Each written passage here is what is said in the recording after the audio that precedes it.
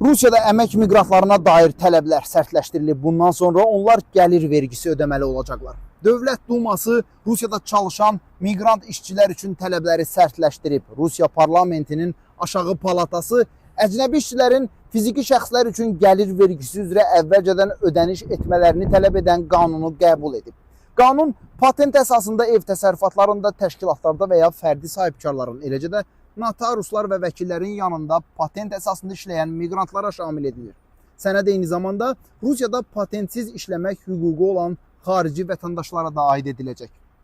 Belə ki, fərdi ev təsərrüfatlarında patent əsasında işləyən miqrantlar fiziki şəxslər üçün gəlir vergisi, yəni NDFL üzrə ayda 1700 rubl, təşkilatlarda və fərdi sahibkarların yanında patent işləyənlər isə ayda 1200 rubl ödəməli olacaqlar.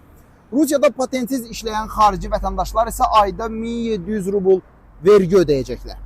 Bundan başqa qanunda miqrantların uşaqları ilə bağlı yeni tələblər də müəyyən edilib. Belə ki, qanuna görə 18 yaşına çatmış miqrant uşaqlar Rusiyanı tərk etməli olacaqlar. 18 yaşı tamam olmuş miqrant ya 30 gün ərzində Rusiya Federasiyasını tərk etməli, ya da patent almalıdırlar.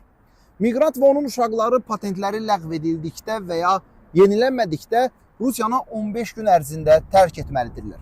Yeni qanuna görə miqrantlardan özlərini və uşaqlarını yaşayış minimumundan aşağı olmayan səviyyədə təmin etmək üçün kifayət qədər rəsmi gəlir tələb olunacaq.